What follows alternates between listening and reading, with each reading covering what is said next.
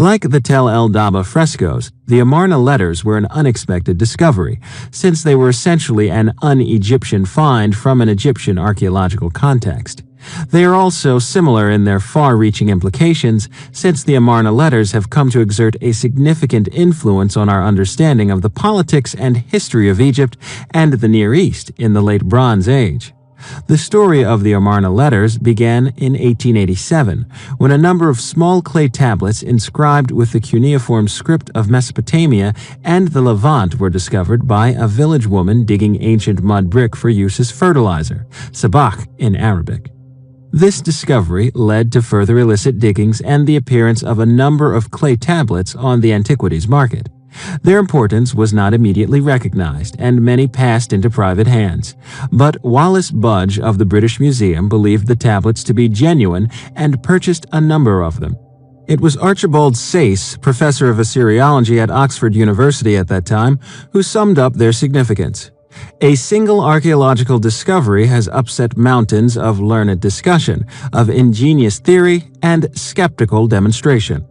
The subsequent excavations of Flinders Petrie at Amarna in 1891 to 1892 revealed a few more tablets, thus confirming that the find spot of the bulk of the tablets was in the center of the ancient city of Akhetaten, almost certainly from beneath the floor of a building identified by stamped mud bricks as place of the letters of Pharaoh, as well as nearby structures. A few more tablets were found by German and British excavators at Amarna in the first few decades of the 20th century, bringing the total to 382, spread between the collections of the British Museum, the Bode Museum in Berlin, the Louvre, and the Egyptian Museum in Cairo. But most of the finds come from the initial illicit digging rather than scientific excavations, making their precise origins uncertain. Their exact chronology is also still debated, but they span a 15 to 30-year period, beginning around year 30 of Amenhotep III, 1391 to 1353, and extending no later than the first year of Tutankhamun's reign, 1333 to 1323, with the majority dating to the reign of Akhenaten, 1353 to 1335.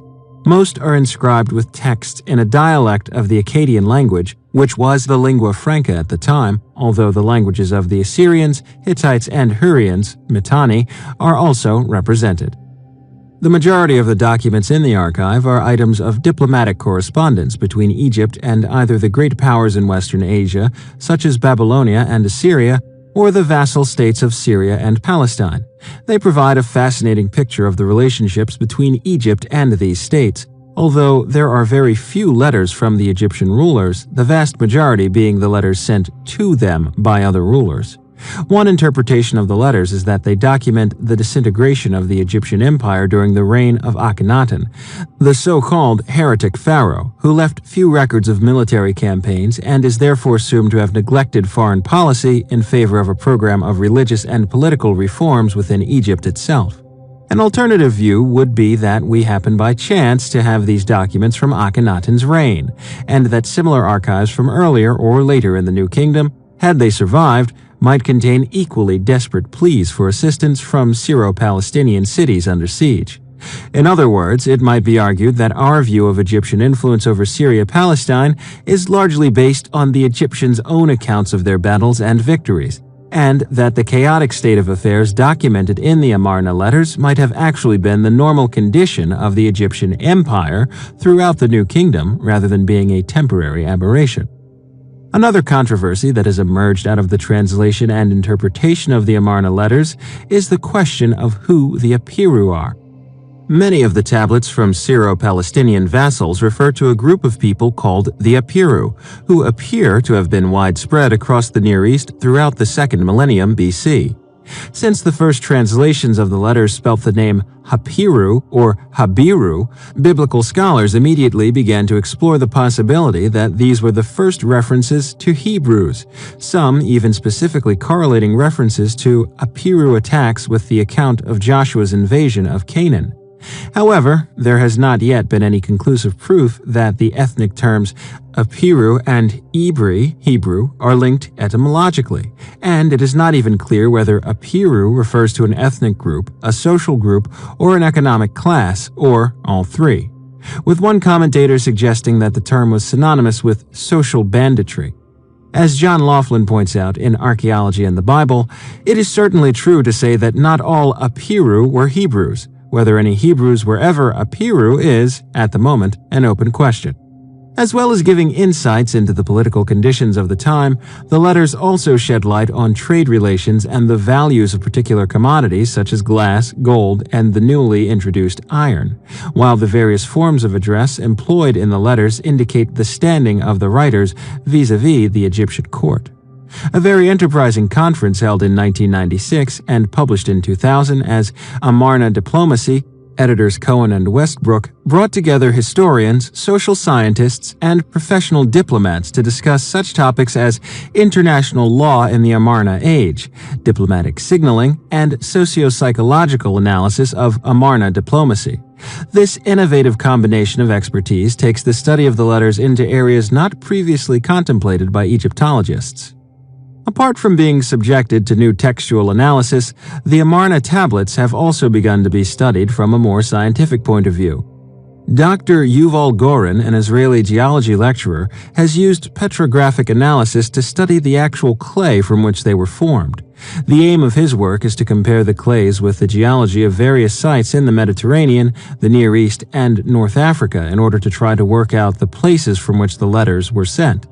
Using this method, Goren tackled the question of the whereabouts of the kingdom of Al-Ashaya, which was associated with the supply of copper to Egypt and other countries, and which might have been located in Cyprus, Cilicia, northwest Syria, or even southern Israel. The fabric of one of 8 Al-Ashaya letters in the British Museum looked quite different, suggesting that, unlike most of the tablets, it might not be an Egyptian-made local copy but might possibly be one of the original letters made from clay at Al-Ashaya itself. It was made from a pinkish marley clay that includes many fragments of chlorite and dolerite, suggesting that the clay was obtained from a particular type of area dominated by igneous rock. Goren found that this helped to narrow down the likely choices to the Troodos Massif on Cyprus, the region of Kizzuwatna in Anatolia, and the Beabashan region of northwest Syria. He was then able to rule out first Kizzuwatna because it was governed by Egypt's great rivals, the Hittites, and secondly the northwest Syrian area because it seemed to be too geologically diverse to fit the bill. On Cyprus, on the other hand, there was one region that fitted the evidence in various ways. Geologically, the likely area was located between the Doleritic Troodos Mountains and the adjacent marly part of the island, which would have provided a pink clay with a mixture of dolerite and marly clay just like that of the tablet. Significantly, this area of Cyprus is also the area in which copper was being produced from the Middle Bronze Age onwards. Cyprus itself had always been the favorite candidate for the location of Al-Ashaya, but Goren's analysis seems to provide good scientific support for the theory. Although most of the Amarna archive consists of letters, it also includes 32 other kinds of texts that do not seem to have been directly connected with international diplomacy. These tablets were probably related to scribal education and the process of translation itself, including a dictionary-like list of Akkadian and Egyptian words, a fragment of a syllabary, as well as several scribal exercises and literary texts. We therefore not only have the royal correspondence itself, but also some of the evidence for the activities of the scribes employed to write and translate the letters. Our steadily adjusted and reframed picture of Egyptian civilization has periodically allowed earlier finds to be reviewed and reinterpreted, sometimes quite radically. Although the circumstances of the discovery of the Tel el-Daba frescoes and the Amarna letters were quite different and separated in date by around a century, both were nevertheless fairly rapidly recognized as important finds. There are, however, many instances of important finds that were at first totally misinterpreted or regarded as unremarkable, and only came to be recognized as really significant sources of evidence long after the discovery had been made. For instance, the American Egyptologist Charles Wilbur bought 9 sealed papyrus rolls from local women at Elephantine between 1890 and 1893. He assumed at first that they were inscribed in some kind of Phoenician script, and although he eventually deduced that the script was actually Aramaic, spoken and written throughout the Near East in the first millennium BC, he simply put them into storage and they were not published until 1953, after his daughter had bequeathed them to the Brooklyn Museum. In fact, these documents, along with others that emerged in later excavations at Elephantine, turned out to be among the most important written sources for life in Egypt during the First Persian period. Surprisingly, a good example of a great discovery that was initially completely misunderstood comes from the career of the great Flinders Petrie. In his excavation of the Nakada cemeteries in 1895, he found that virtually all of the graves comprised rectangular, sometimes brick-lined pits containing one or more bodies in fetal positions, placed on reed mats with the head oriented towards the west. Occasionally, the bodies appeared to have been deliberately dismembered before burial, and there were some indications of human sacrifice. The varying quantities of grave goods usually consisted of some combination of pottery, stone vessels, slate pallets, flint knives, beads, bracelets, and figurines. Petrie immediately recognized that these were quite different to conventional Egyptian burials, but his conclusion that they belonged to a new race from outside Egypt who had supposedly invaded Egypt at the end of the Old Kingdom was to turn out to be drastically wrong, both chronologically and ethnically. The most galling aspect of getting this wrong from Petrie's point of view was the fact that one of his great rivals, Jacques de Morgan, came up with the correct solution when he published a similar set of graves at Abydos. The people buried in the Nakada and Abydos cemeteries were different not because they were a new race, but because they were the Egyptians of late prehistory whose long sequence of culture preceded the Pharaonic period, and had until then been virtually unknown. As if to make amends for his colossal error, Petrie went on to use the Nakada material to develop the ingenious sequence dating system. This typological system enabled him to create the first pre-dynastic chronology, which many would rate among his greatest achievements. Conversely, some of the most famous finds made in Egypt have not necessarily had very significant effects on our views of Egypt.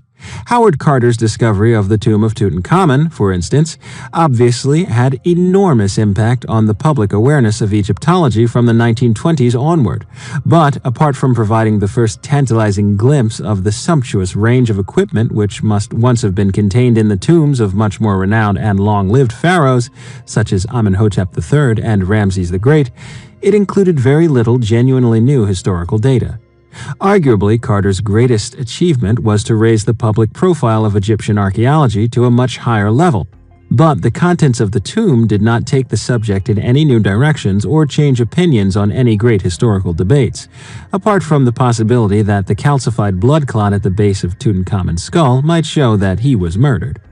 The tomb is, of course, arguably the most exciting find in the history of archaeology, and its contents have increasingly yielded information on various aspects of the technology of the 14th century BC, but Egyptologists can be very difficult to please. As a result of the increasing application of innovative methods of survey, excavation, and analysis, the professional Egyptologist has begun to require at least a nodding acquaintance with a number of scientific disciplines, such as bioanthropology, geology, genetics, and physics. This process of expansion has added strength to the subject, with each of these different academic disciplines providing fresh sources of stimulation and new directions for future research. In Carter's time, science was only just beginning to have an effect on the world of Egyptology, primarily in the form of a man called Alfred Lucas, who, within 4 years of the discovery of Tutankhamun's tomb, was to publish the first edition of Ancient Egyptian Materials and Industries, a brilliant summary of the surviving evidence for Egyptian materials and craftwork, which served as the essential manual for Egyptological science until the 1990s. Lucas was a chemist working in Cairo, who had access to much of the material in the Egyptian Museum, enabling him to publish data, chemical analyses, and bibliographical references for a great deal of the most important material excavated since the mid-19th century, including the objects from the tomb of Tutankhamun. When the British Egyptologist Eric Peat gave his inaugural lecture as Reader in Egyptology at Oxford University in 1934, he chose to discuss the present position of Egyptological studies. Already acutely conscious of the impact of science on Egyptology, he suggested that many of the questions, especially those of the origins of materials and the technical processes of the arts and crafts, which have puzzled us for years, will eventually reach definite solution through the resources of chemistry and the other sciences. Certainly, there are two aspects of Egyptology that have been repeatedly affected by science over the 70-year period since Peat's lecture. First, the use of science has meant that some elements of the archaeological record that were previously regarded as relatively uninformative, such as soil and seeds, have begun to produce as much information as more traditional finds, such as sculptures and papyri. Second, the application of scientific techniques has allowed more information to be squeezed out of conventional types of evidence. Mummified bodies, instead of simply being unwrapped and examined externally, can now be X-rayed in various ways without even removing the wrappings, and DNA samples can reveal a great deal more about the nature and identity of the specific human or animal concerned. Inorganic objects, such as stone vessels, can also be analyzed more extensively now. Stone artifacts can be studied not only in terms of their shape, size, and decoration, but also with regard to the type of rock from which they were made, where it came from, how it was extracted, and what techniques were used to transform it into a prestige funerary item. An important area of progress in recent years has been the use of geophysical methods of prospecting prehistoric and pharaonic sites, including the application of such techniques as resistivity survey, proton magnetometer survey, sonic profiling, ground-penetrating radar, and thermal imaging. In the Great Pyramid at Giza, for instance, the combined use of microgravimetry, a technique for measuring the relative densities of stone blocks, and the transmission of electromagnetic microwaves revealed the possible presence of hidden chambers behind the stone walls of the so-called kings' and queens' burial chambers. On a less sensational level, resistivity surveys at Saqqara, Memphis, and El Amarna during the 1980s and 1990s have proved particularly suited to Egyptian sites. Resistivity traverses and magnetometry have supplemented conventional survey techniques, allowing archaeologists both to select areas showing the greatest potential for excavation and to map major features such as wells or enclosure walls without having to remove the material under which they are buried. For example, Edgar Puch, the director of excavations at Kantir, the site of the ancient city of Pi-Ramses, has been able to use cesium magnetometry to publish detailed street plans of brick-built urban areas that are still unexcavated. Another growth area in the late 20th and early 21st century has been the study of human diet in pharaonic Egypt, based principally on the analysis of surviving fragments of food both from domestic and funerary contexts. Recent projects of this type have included studies of Egyptian bread and beer making, wine production, and meat processing. Many other aspects of Egyptian technology have begun to be explored with the use of innovative scientific approaches to the archaeological remains of the pharaonic period, including experimental and ethno-archaeological work. The Narmer palette was carved from a type of rock technically known as siltstone, which was used for large funerary and votive palettes in the pre-dynastic period. By the early dynastic period, this versatile material was even being used for sculpture, including the statue of the Second Dynasty ruler Khâsekhemoui, which was found near the Narmer palette at Hierakonpolis and is now in the Egyptian Museum, Cairo. The hard green siltstone, greywacke, and conglomerate used by the ancient Egyptians belong to the Hammamat series of late Precambrian age and are widely distributed in the northern and central parts of the eastern desert. This stone, in common with many other types of stone used by the ancient Egyptians, has been frequently misidentified by Egyptologists over the years. It has often been described as slate, although in fact the pronounced foliation, layering, and conspicuous flaking and splitting that characterize slate are absent from the Hammamat siltstone. The so-called slate palettes of the pre-dynastic period are actually of siltstone, and the rock is identical to that used for stone vessels and statuary in the pharaonic period. Schist is another name that has previously been applied wrongly to the dark green Hammamat rocks. Schist is a metamorphic rock with large mineral grains in distinct layers, completely unlike the fine-grained homogeneous siltstone of Wadi Hammamat. Dark gray to black siltstone and greywacke are occasionally confused with basalt, a crystalline igneous rock formed directly from lava. Ironically, the English word basalt actually derives from the ancient Egyptian word for siltstone, bekhen, via the Greek word basan and the Latin basanites. Where did the Narmer palette stone come from? In fact, only one ancient Egyptian quarry for this type of stone is known, although others must presumably have existed. The quarry, located in the Wadi Hammamat, was worked from the pre-dynastic through to the Roman period, circa 4000 BC to AD 500. Over 250 inscriptions and numerous quarry workings occur along a stretch of the wadi just over a kilometer in length, west of the confluence with Wadi Atola. A Roman ramp runs up the south side of the wadi, while on the floor of the wadi on the north side are the ruins of a chapel of the 30th dynasty. The green conglomerate workings are at the west end of the quarry, where there are numerous quarried blocks left by the Romans. The Romans had a very descriptive name for the stone quarried at Wadi Hammamat, lapis hekatontalithos, stone of 100 stones. Italian stonemasons who recycled stone brought to Italy by the Romans called the Hammamat siltstone breccia verde antico or breccia verde d'Egitto, and this is the origin of the frequently encountered name green breccia. However, in modern terminology, breccia is a rock composed of angular fragments, whereas in conglomerates such as siltstone, the fragments are rounded. The ways in which the siltstone has frequently been confused and misidentified highlight the problems faced by Egyptologists in identifying and correctly naming the various categories of stone from which Egyptian artifacts and buildings were made. In defense of the Egyptologist, it should be remembered that modern scholars are already required to master a variety of skills within the ever-expanding subjects of Egyptian archaeology and philology, and can therefore hardly be expected to acquire sophisticated geological training overnight. And this is the nub of the problem.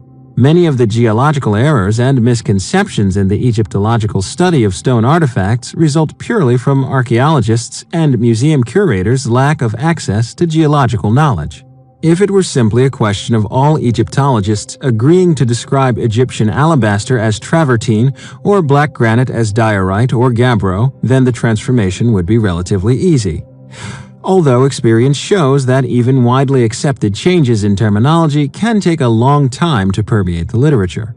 However, what would be required would be the geological re-evaluation of most of the stone sculptures and artifacts currently in museums or excavation storerooms, to say nothing of the attempt to rewrite countless excavation reports where the excavator has used idiosyncratic personal systems of geological categorization. An example, Petrie's use of the term marble to refer to colored limestones. A striking contrast can usefully be drawn from the study of Egyptian pottery, which during the last 2 decades of the 20th century moved inexorably and beneficially from the age of subjective description to a more rigorous era of thin sectioning and objective analysis, including the application of the so-called Vienna system of fabric description as well as the use of statistical sampling and other methods of quantification. If the study of ceramics can be so radically changed, why does the identification and analysis of stone types lag so far behind? One crucial difference between the two is that ceramics have increasingly become the preserve of certain Egyptologists who have chosen to specialize in ceramology, whereas the need to identify stone arises in a number of different areas of study, from the technological analysis of functional objects such as quernstones or door sockets, to the aesthetic appraisal of royal statuary and early prestige goods such as palettes and mace heads. There is no reason why a similar subdiscipline of geological Egyptologists should not emerge, but in practice, the knowledge of stone types would need to spread through the subject much more extensively than has tended to be the case with pottery. One of the fundamental questions often asked about the Narmer palette is whether, as its discoverers assumed, it was created as a record of a specific historical event, the military triumph on which the first unified kingdom of Upper and Lower Egypt was founded. The palette and various other proto-dynastic artifacts have long been regarded as lying at the interface of prehistory and history in ancient Egypt. The term proto-dynastic was invented to describe the crucial period encompassing the late pre-dynastic and beginning of the early dynastic period. The pre-dynastic was the last few hundred years of the long prehistoric period in the Nile Valley, while early dynastic refers to the first few centuries of the dynastic or pharaonic period. See timeline at the back of the book. At the time of the discovery of the Narmer palette, the pre-dynastic period was barely known at all, since it was not until the following year that Flinders Petrie would publish the first chronological framework for late prehistory, using sequence dates based on changing fashions of artifacts in grave goods at the pre-dynastic Naqada cemeteries. This means that the chronological context of the palette would have been seen quite differently by Quibell and Green compared with modern researchers. Whereas most Egyptologists now see this crucial artifact as part of the culmination of a long sequence of late pre-dynastic cultural development, including a developing corpus of decorated palettes, its discoverers regarded it as the first real document in recorded history, emerging almost magically out of what seemed then to be the darkness of prehistory. The palette immediately began to be interpreted as a record of the first truly significant historical event in Egyptian history, the military defeat of Lower Egypt, the Delta region in the north, by the ruler of an expanding Upper Egyptian kingdom. When the British Egyptologist Brian Emery made the first real attempt to summarize the nature of early dynastic Egypt with the publication of his Archaic Egypt in 1961, a great deal of the primary evidence was freshly excavated, much of it by himself and his contemporaries or immediate predecessors. There was also, of course, a large quantity of evidence that had not yet been excavated, particularly with regard to the thousands of years preceding the emergence of the early Egyptian state. When Emery was writing, Egyptian prehistory, like many other aspects of the modern discipline, was still very much in its infancy.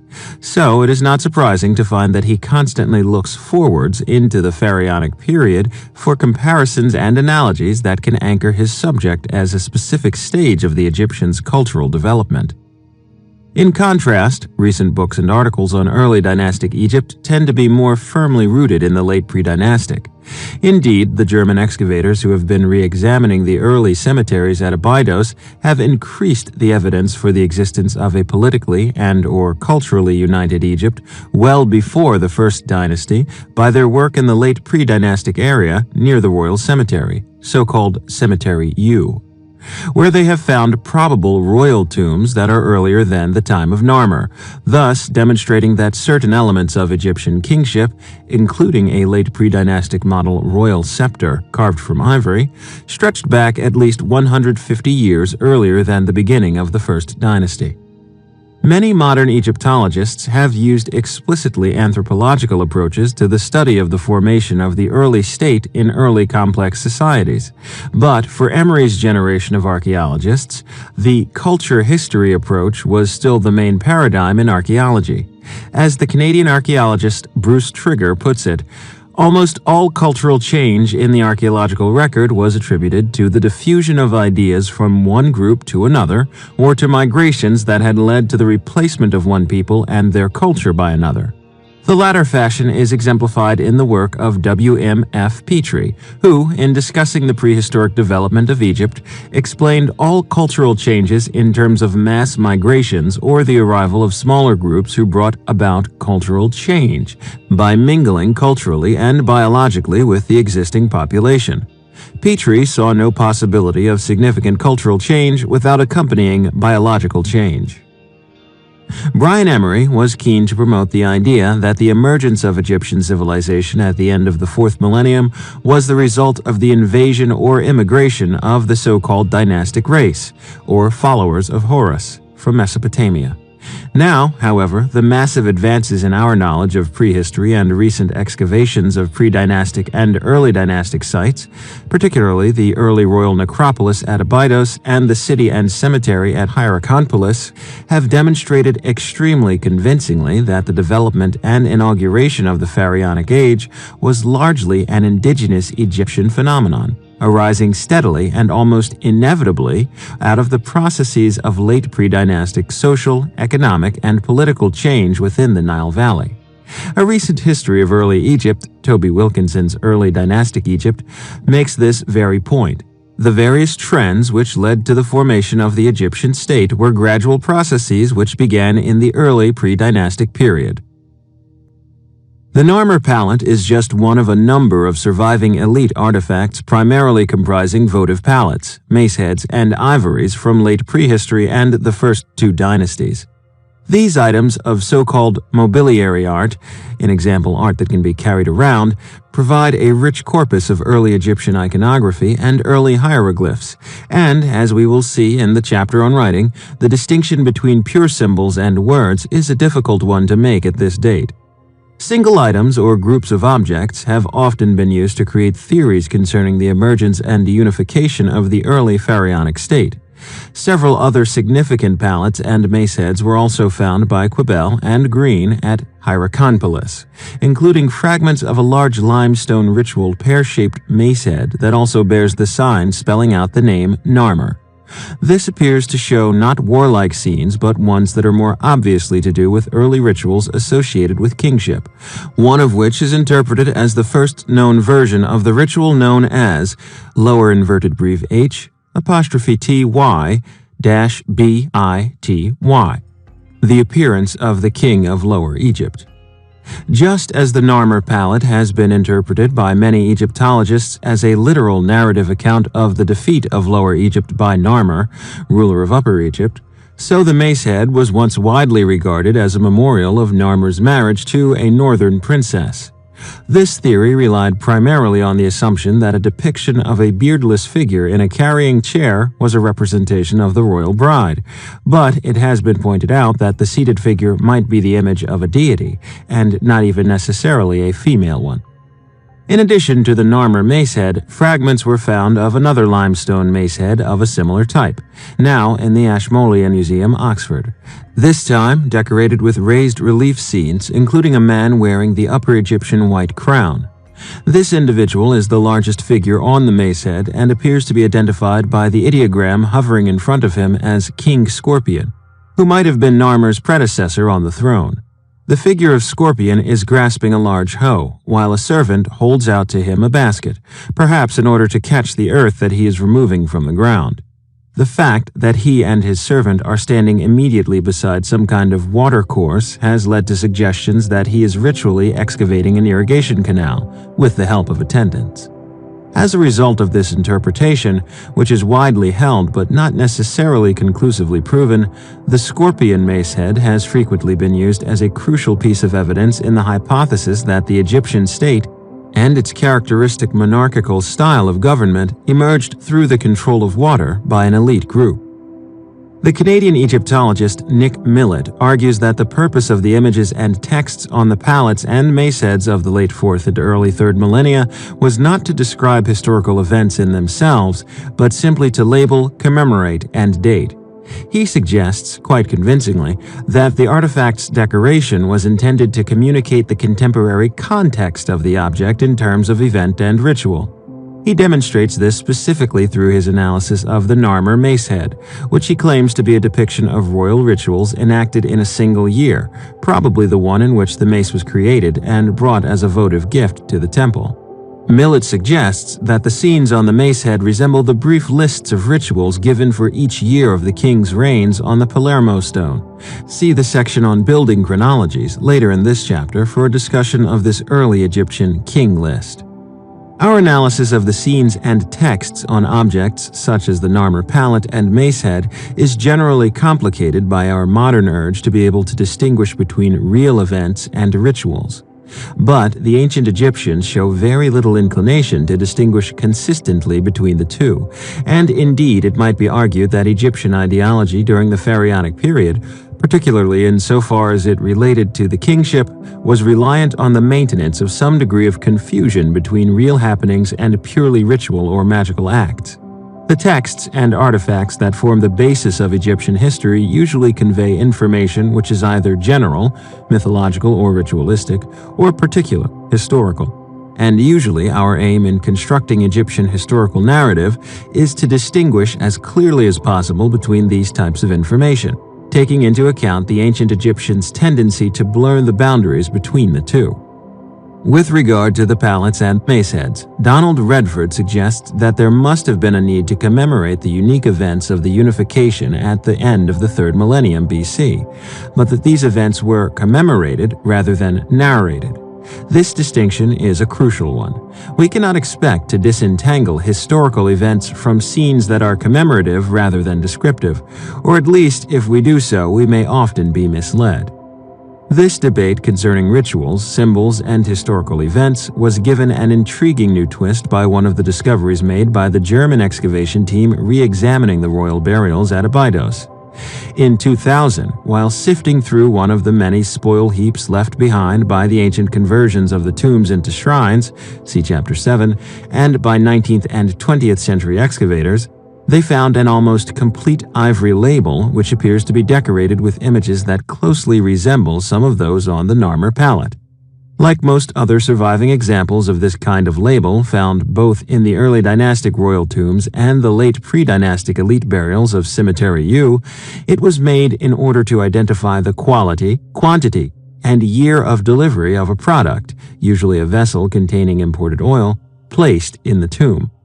A small hole bored in the top right-hand corner was intended to attach it to the vessel, and the lower of 2 lines of incised hieroglyphic inscription identified it as 300 units of first-quality oil.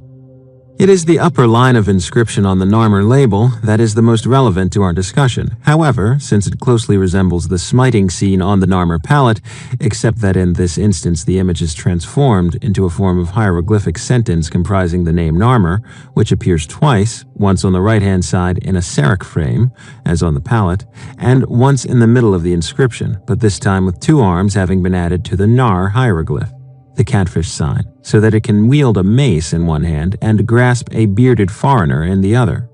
The foreigner sprouts papyrus plants from his head, like the schematic man held prisoner by the Horus falcon on the palette, and has a small bowl hieroglyph to his left. At the top left, a vulture hovers over a rectangle, perhaps representing the royal palace, with a falcon-topped standard in front of it. This is very plausibly interpreted as the sentence, "Smiting the Libyan marshland people by Horus Narmer, celebration of victory of the palace." Since it presumably identifies a specific year in the king's reign, as the other labels do, it seems likely that it identifies the same year as the scenes depicted on the Narmer palette. In addition, a tiny ivory cylinder bearing the name of Narmer was found at Hierakonpolis and probably also belongs to the same year in his reign, since it shows the catfish smiting 3 rows of foreign captives identified with the same word, Jehenwa, usually translated as Libyans. Taken together, the label, the cylinder, and the palette seem to confirm Millet's idea that the labels and the votive items are all decorated with information describing a particular year in a king's reign. The excavator of the label, German Egyptologist Gunther Dreyer, argues that this combination of evidence proves that Narmer's defeat of Northerners' Libyans was an actual historical event. This assessment, however, seems rather premature. An alternative assumption would be that we simply now have 3 records of the same event, but we are no closer to knowing whether it was A genuine historical military victory, B, purely a kingship ritual with no basis in reality, or C, a ceremonial reenactment of some earlier actual triumph. In defining Egyptian history, scholars are inevitably attempting to impose upon the Egyptian sources modern concepts and categories that would often have had no real meaning or relevance to the ancient writers. The types of ancient Egyptian texts that are usually described as historical invariably had a very different function when they were originally composed. They therefore have to be carefully interpreted if genuinely historical data are to be extracted from them. In the Cambridge Ancient History, William Hayes argues that there are only 3 surviving Egyptian historical texts that would conform to a definition such as that given by Redford. These are the inscriptions of Kamos, two hieroglyphic texts on stele, and the hieratic Carnarvon tablet, circa 1555 to 1550, describing this late 17th dynasty ruler's battles against the Hyksos, the Annals of Thutmose III, 1479 to 1425, describing his campaigns in Syria-Palestine, and the Stele of Pi, 750 to 712, describing his conquest of Egypt. Redford adds to these Hatshepsut's speech inscribed in the Spios Artemidos rock temple, a possibly fictional speech made by Ramses III, 1194 to 1163, at the end of the Great Harris Papyrus, and Asorkin's description of the Theban rebellions in the Third Intermediate Period, 1070 to 712. A further text which may now be added to this list is a fragment of the Annals of Amenemhat II, 1929 to 1892, discovered at Memphis in the mid-1950s but not published until 1980, which shows that something closely approximating to the modern concept of history was already being compiled in the Middle Kingdom, 2040 to 1640, in the form of detailed records of the political and religious events from each year of a king's reign. Notwithstanding the few exceptions listed above, the vast majority of such narrative-structured and ceremonial texts surviving from Egypt were concerned much more with preserving and transmitting national traditions, or with fulfilling a particular religious or funerary role, rather than being attempts to present objective accounts of the past. The Swiss Egyptologist Erich Hornung describes the ancient Egyptians' view of the past as a kind of celebration of both continuity and change. Even the supposedly historical fragments of Egyptian texts, such as the Kamos Stele and the Annals of Thutmose III, 1479 to 1425, are effectively components of the temples in which they were found. Therefore, they differ considerably from the true historical tradition inaugurated by the Greek historian Herodotus in that they incorporate a high degree of symbolism and pure ritual. The contents of the monumental texts and reliefs on the walls of Egyptian tombs and temples are often much more related to the symbolic and static world of myth than to history. There is a common tendency to regard myth as a form of primitive history, but this is rarely the case. Redford makes a good distinction between myth and history. Their meaning, in example the meaning of myths, has nothing to do with their having occurred in the past, but rather with their present significance. Horus's championing of his father, the upliftings of Shu, the murder of Osiris, these are all primordial events, timeless and ever-present, and neither king nor priest who reenacts them can be said to fulfill an historic role or to be commemorating history. History is nothing but a shapeless mass unless it is structured according to some kind of chronological basis, and there are numerous ways in which Egyptologists have set about creating such a framework for ancient Egypt, using a complex mixture of archaeological data, such as coffins bearing different types of decoration, texts such as king lists and stelae, and scientific dating methods such as radiocarbon dating and thermoluminescence. The term king list is used by Egyptologists to refer to a number of ancient Egyptian lists of the names and titles of rulers, some of which also incorporate information concerning the length and principal events of individual reigns. Virtually all of the surviving examples derive from religious or funerary contexts and usually relate to the celebration of the cult of royal ancestors, whereby each king established his own legitimacy and place in the succession by making regular offerings to a list of the names of his predecessors. The king lists have survived in various forms, mostly dating to the New Kingdom, but the earliest is the so-called Palermo stone, a large fragment of basalt stele in the Palermo Archaeological Museum, Sicily, which dates to the 5th dynasty, circa 2494 to 2345. The Palermo stone is inscribed on both sides with hieroglyphic texts describing the reigns of the kings of the first 5 dynasties, as well as the preceding era of mythological rulers. The original stele is estimated to have been about 2.1 meters long and 0.6 of a meter wide, and 4 smaller fragments of it have survived, now in the Egyptian Museum, Cairo, and the Petrie Museum, University College, London. We have no information about its original find spot since the main fragment appeared on the antiquities market in 1866, but without provenance. The text comprises the annals of the kings of Lower Egypt. It begins with many thousands of years taken up by mythological rulers up to the time of Horus, who is then said to have given the throne to Menes. His successors are listed up to the 5th dynasty. The text is divided into a series of horizontal registers divided up by vertical lines, incurved at the top to represent the hieroglyph for regnal year, Renpet. Into each compartment was written memorable events for that year and the height of the inundation. The events recorded were mostly religious festivals, wars, and the creation of particular statues. The name of the ruler concerned is written above the relevant block of compartments. It is frustrating to know that a record detailing every ruler up until the end of Dynasty 5, along with the lengths of their reigns, once existed, but that only fragments of it are within our grasp. Another tantalizing surviving fragment is the Mitrahina Daybook, which is a reused Old Kingdom relief block inscribed with the earliest known example of Middle Kingdom royal annals. This section of annals from the reign of the 12th dynasty pharaoh Amenemhat II was itself later reused in the New Kingdom temple of Ptah, near the modern village of Mithrahina, which occupies part of the site of the ancient capital city of Memphis. Unlike the Palermo stone, which simply summarizes events, many of them probably rituals, for each year of the various kings' reigns, the Mitrahina inscription provides quite detailed information for parts of 2 years of Amenemhat II's reign. The Turin Papyrus, also known as the Turin Royal Canon, was a simple list of rulers compiled in the reign of the 19th dynasty ruler Ramses II, 1290 to 1224, giving the precise duration of each reign and occasionally a summary of the number of years that had elapsed since the time of Menes, whom the Egyptians seem to have regarded as the first ruler of the pharaonic period.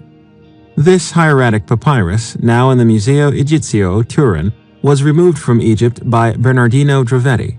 It was then almost complete, but it suffered badly before entering the Turin collection and, like other king lists, is now incomplete. The work of such mid-19th century Egyptologists as Jean-François Champollion and Gustavus Seyfarth led to the numerous fragments being placed in the correct order, although many lacunae still remain. Originally, it must have contained around 300 names, even including the Asiatic Hyksos rulers of the Second Intermediate Period, although with a sign to indicate that they were foreigners and no royal cartouche shape around the names, and ending with Ramses II. Like the Palermo stone, the list attempted to go back beyond the reigns of known kings and to assign reign lengths to the unnamed spirits and gods who had supposedly ruled before the coming of the first pharaoh. The severe damage done to this extremely significant document is another great tragedy. The 5 principal monumental king lists also date to the early 19th dynasty. These are the 2 Abydos king lists, found in the Abydos temples of Seti I and Ramses II, respectively. The latter, now in the British Museum, the Karnak king list, now in the Louvre, the Saqqara tablet, which derives from the tomb of Thunaroy, a high official of Ramses II, now in the Egyptian Museum, Cairo, and a scene in the tomb of the priest Amenmes at Thebes, TT 373, circa 1300 BC, showing him venerating the statues of 13 previous rulers. There are also a few much briefer king lists, such as a graffito at the mining and quarrying site of Wadi Hammamat, dated paleographically to the 12th dynasty, 1991 to 1783, which consists of the names of 5 4th dynasty rulers and princes. A seal impression discovered by German archaeologists at el Ka'ab in 1985 is one of the shortest surviving king lists, but it shows just how useful texts of this kind can be. It lists 6 rulers in the following order: Narmer, Eha, Jur, Jet, Den, and Mernith, thus providing another crucial piece of evidence that the king depicted on the Narmer palette was probably the earliest in the sequence of First Dynasty rulers. Finally, the most detailed historical source is the Egyptaica, a history of Egyptian rulers compiled by a Hellenicized Egyptian priest called Manetho in early Ptolemaic times, 3rd century BC, which has unfortunately survived only in the form of extracts quoted by much later historians from Josephus, 1st century AD, to George Syncellus, early 9th century AD.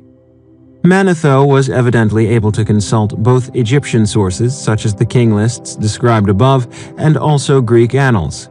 He probably wrote his history, dedicated to Ptolemy II, during the time that he was employed at the Temple of Sebennytos, near the modern town of Samanud in the Delta. His division of the sequence of earthly, in example post-mythological, rulers into 30 dynasties, to which a 31st, the Second Persian period, was later added, has been a major influence on the conventional view of Egyptian chronology since the early 19th century. However, as the sources of Egyptian historical and archaeological data have inexorably expanded and diversified, with translations of new texts and excavations of fresh sites, it has become apparent that Manetho's chronological system is fatally flawed through its basic assumption that there was one long sequence of Egyptian rulers governing over the entire country, without overlaps between reigns and without fragmentation into many kingdoms. Over the years, research has increasingly demonstrated that Egypt was, at various times, not culturally unified and politically centralized, with changes taking place at different speeds in the various regions. Other analyses show that short-term political events, which have tended to be regarded as the paramount factors in history, may often have been less historically significant than the gradual socio-economic processes that can change the cultural landscape more overwhelmingly in the long term. There are, in fact, several major problems with traditional chronology. First, Manetho's history is frequently unreliable because we only have surviving quoted fragments rather than the whole original text, and because we do not know his sources. Second, there is often uncertainty regarding the lengths of kings' reigns. For instance, the Turin canon says that Senusret II and III have reigns of 19 and 39 years, whereas their highest recorded regnal years on monuments are 6 and 19. Third, there has been a major problem with the so-called intermediate periods, which have been traditionally somewhat lazily interpreted as Dark Ages. Fourth, there is still considerable controversy concerning overlaps between succeeding reigns, known as co-regencies, especially in the 6th and 18th dynasties. Finally, much of the chronology hinges on ancient astronomical observations, particularly of the heliacal rising of the dog star Sirius, which can provide different absolute dates depending on where the ancient astronomer priests made their observations. Some Egyptologists, such as Rolf Krauss, have suggested that all the sightings were made at one place, an example Elephantine, but others, such as William Ward, have argued that they must have all been local observations, i.e. the religious festivals timed to coincide with astronomical events might actually have taken place on different days in different parts of the country. One document from Lahun dates a heliacal rising of Sirius to the 7th year of the reign of Senusret III, which would convert into an absolute date of 1872 BC if the observation was made in Elephantine, and 1830 BC if it was made in Heliopolis. A difference of considerably more than the average ancient Egyptian's lifespan, which in the 19th century BC is estimated to have been around 35 years even for elite men and 30 for elite women, the latter dying earlier on average because of the perils of ancient childbirth. The significance of the most basic historical divisions, in example the distinctions between the pre-dynastic, pharaonic, Ptolemaic, and Roman periods, have been questioned. On the one hand, the results of excavations during the 1980s and 1990s in the cemeteries at el-Ka'ab at Abydos suggest that before the first dynasty there was also a dynasty 0 stretching back for some unknown period into the 4th millennium. This means that, at the very least, the last 1 or 2 centuries of the pre-dynastic were probably in many respects politically and socially dynastic. Conversely, the increasing realization that late pre-dynastic pottery types were still widely used in the early dynastic period shows that certain cultural aspects of the pre-dynastic period continued on into the pharaonic period. The long pre-dynastic periods of Egyptian prehistory are inevitably understood as sequences of cultural rather than political developments. Now, the dynastic period, as well as the Ptolemaic and Roman periods, has begun to be understood with regard not only to the traditional sequence of individual kings and ruling families, but also to the types of fabric being used for pottery and the styles and materials of many other types of artifact.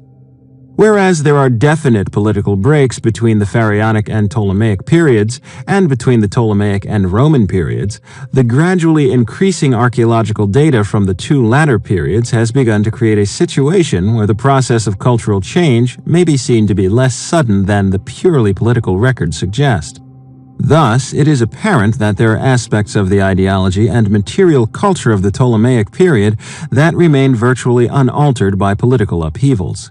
Instead of the arrival of Alexander the Great and his general Ptolemy representing a great watershed in Egyptian history, it might well be argued that although there were certainly a number of significant political changes between the mid-1st millennium BC and the mid-1st millennium AD, these took place amid comparatively leisurely processes of social and economic change.